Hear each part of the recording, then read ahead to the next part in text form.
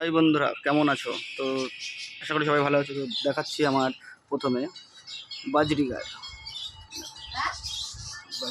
এর একটু শরীরটা অসুস্থ আছে, তাই একে একা রেখেছি। এর মেডিসিন চলছে। তো আপনাদেরও যদি যখন দেখবেন পাখিদের কোনো অসুবিধা আছে, তাকে আলাদা করে ফেলবেন, যাতে এই ভাইরাসটা অন্য জায়গায় না যায়, অন্য পাখির যাতে না হয়, ঠিক আছে? ওকে সেপারেট রাখবেন। আর আমার রয়েছে, দেখাচ্ছি, এটাতে আছে ককটেল, যেটা আমার খুব পছন্দের একটা। আপনাদের দেখাই ককটেল। এই দেখুন ককটেল, আমার ককটেল। এই সাদাটা কথা বলতে পারে, খুব ভালো কথা বলতে পারে। কালোটা হচ্ছে ফিমেল আর সাদাটা মেল। খুব সুন্দর কথা বলতে পারে সাদাটা। সাদাটা খুব ভালো কথা বলতে পারে। আটকে দিই, ভয় পাচ্ছে।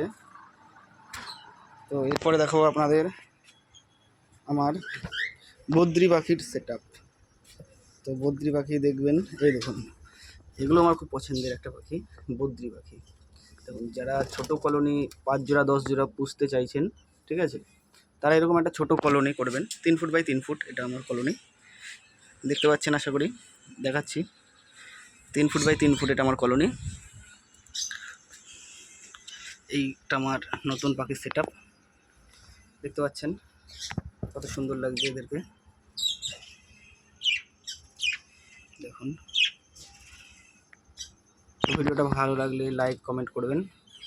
পরবর্তী ভিডিও দেখার জন্য আমার আইডিটা সাবস্ক্রাইব করে রাখুন। প্রত্যেক দিন আমি ভিডিও ছাড়ি, আর পাখিদের কী কী খাওয়াই না খাওয়াই পরের ভিডিওতে বলে দেবো। তো চলো বাই, ভালো থাকবেন, সুস্থ থাকবেন।